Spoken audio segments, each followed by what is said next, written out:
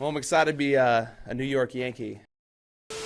10 years ago, at the beginning of this decade, two of my favorite baseball players were still playing. Grady Sizemore was on the Indians, and Josh Hamilton was doing Josh Hamilton things before he went a little bit crazy. But what we're going to do today, because the offseason is in full effect, there are so many things happening right now. I'll throw up a bunch of trades and signings that have happened the last couple days. It has been madness. But what we're going to do is we're going to go all the way back to 2010 and kind of fast forward through the years, and we're going to pick the 10 best free agent signings of the last decade. We're going to go down memory lane because there's been a few contracts that are really bad, but in this video, these are all the great ones. If you want me to turn this into a full series where we talk about the best starting pitchers, first baseman, catchers, moments of the last decade, let me know in the comment section down below. And also, let's try and get this video to 1,000 likes. And then the last thing before we get into it, make sure that you guys use code Fuzzy on SeatGeek if you're going to any baseball game. Well, baseball's over, you can't do that. Football games, hockey games, buying anything for your family for the holidays, save $20 off using code Fuzzy. And without further ado, it's time to get into the best free agent signings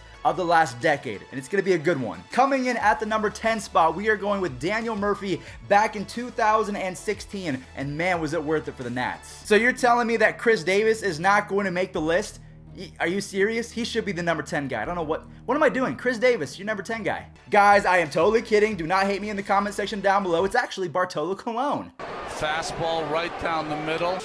Got all of my jokes out the way. I can take this video seriously now. Back in 2016, Daniel Murphy's first season with the Washington Nationals, I forgot just how good this guy was. He had a .330 batting average. He led the NL in slugging percentage and came in second place just behind Chris Bryant for the NL MVP. So you would say that so far so good. In the first season of his contract, he almost won the MVP, and he was all right in the playoffs as well, because the Nationals, they were always a playoff team. They could never get over the hump until 2019. We're going to talk about one Nationals player as well from this 2019 World Series club, so make sure you guys stick around till the end. In 2017, the year after, he actually had a good season as well. Mr. Daniel Murphy had 20-something. He had 23 home runs, a .928 OPS. Pretty much what I like to say is anytime that you have an OPS above 850, you're pretty good. Anytime you're above 900, you are an elite hitter. So he was elite in back-to-back seasons. The money was well worth it for the Washington Nationals. At the number 9 spot, I am going to go with Jon Lester. Back in 2016, he signed a 6-year, $155 million contract, and ever since then, from 2016 till now, he did have a rocky 2019, so this kind of inflated his ERA, but that's actually speaking volumes because he still has a pretty solid 3.54 combined ERA since then,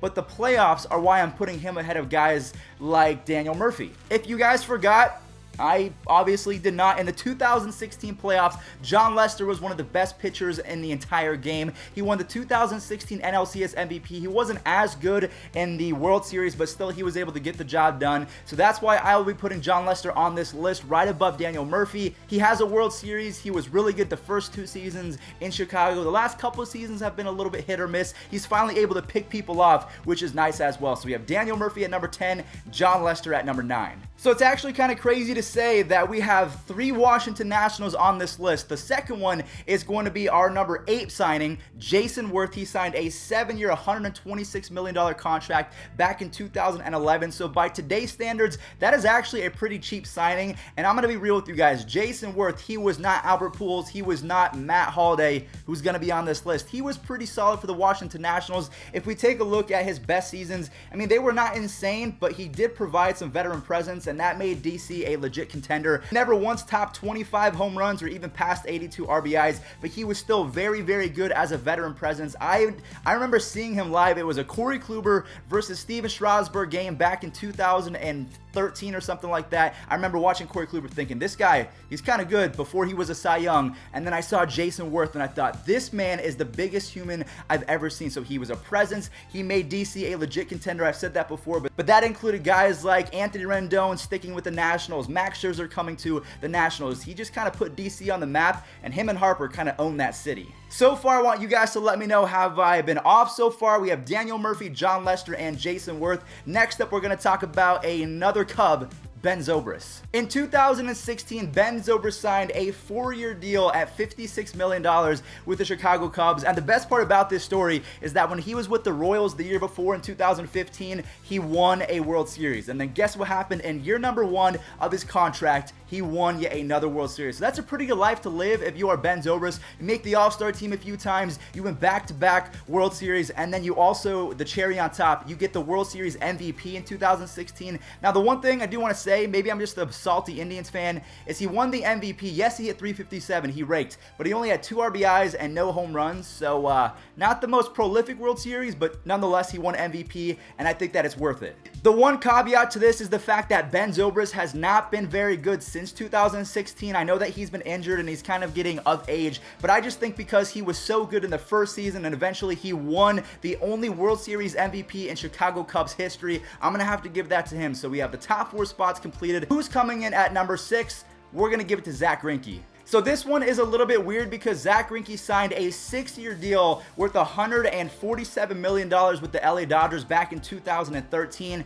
But if we remember, he only played 3 seasons in LA, so he actually opted out and he signed with the Arizona Diamondbacks. He was pretty decent with the Diamondbacks, but those 3 seasons in LA, he had a combined 51-15 record with a 2.30 ERA and just over a 1 WHIP in 92 starts. When you have a 2.3 ERA in one season, that's usually about 30 starts, that's amazing. But when you can do that over the course of 3 separate years in a row, that has to be considered a terrific signing. I don't care that he opted out and then he went to the Diamondbacks. He was still good. Now, if we take a look at the other things that Zack Greinke did as well, he won 3 Gold Gloves and a Silver Slugger in his time with the LA Dodgers. He also was a top 5 Cy Young candidate for the Diamondbacks, won a few Gold Gloves. So yeah, Zack Greinke at the number 6 spot just makes sense. This one still makes me, oh man, I remember when this first happened. So this was a free agent signing that turned into a trade. So honestly, every team won in this situation. Back in 2015, the Yankees signed relief pitcher Andrew Miller to a 4-year,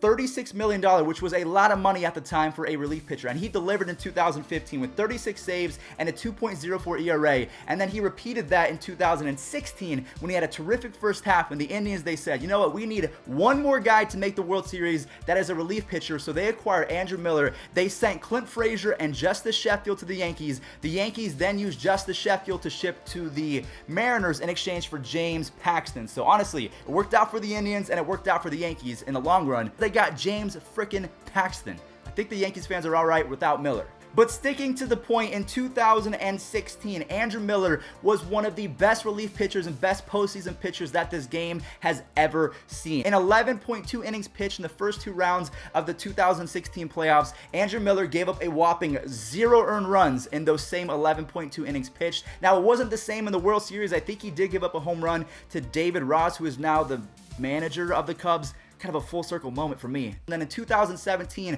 over the course of that full regular season, he wasn't the main closer because that was Cody Allen's, but as a pitcher, he had a 1.44 ERA, and I think he had like a 15 combined strikeouts per 9 over the 2 seasons that he was dominant in Cleveland. So I think it worked out for the Yankees because they got some prospects in return that they flipped. It worked for the Indians, obviously, because we used him to get to the World Series. Yes, we choked 3-1. Get it out now. Thanks. Shut up!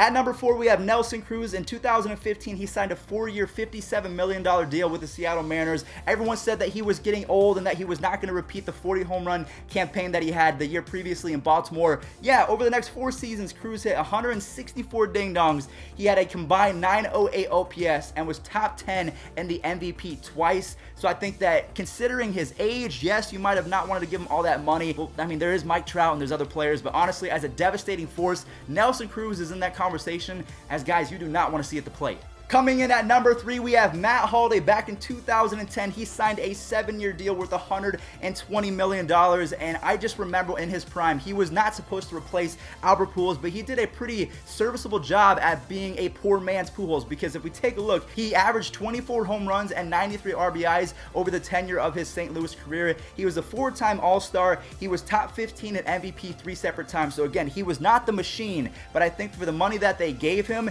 he was worth every single penny. Now, he wasn't very good in the playoffs, and his defense was not that great, so that's why he's coming in at number 3, just behind our man, Adrian Beltre at the number 2 spot. Adrian Beltre got $96 million for a 6-year deal back in 2011, and in my opinion, that was an absolute steal. In today's standards, that is just unheard of. $16 million for a guy that finished in the top 10 MVP 4 separate times. He had 1,053 base hits, 167 home runs, and 873 combined OPS with 3 Gold Gloves in 6 seasons. Now again, he was top 10 in MVP 4 separate times. So when you pay a guy $16 million to do that, you would think that he would be number 1 on the list, right?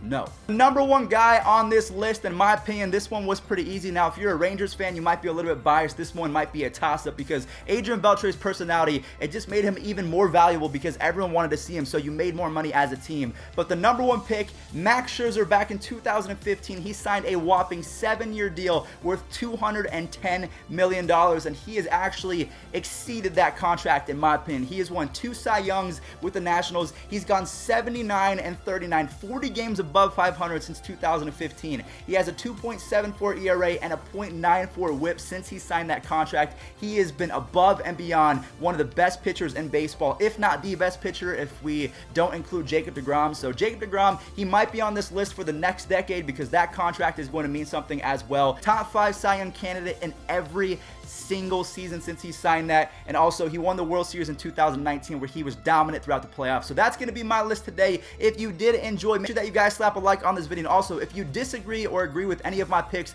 maybe I left out someone. Honestly, I don't think I did. Maybe Jason Hayward or Chris Davis. Those are jokes.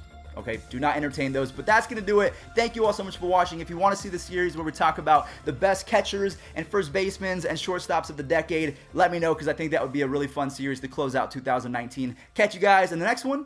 Peace out.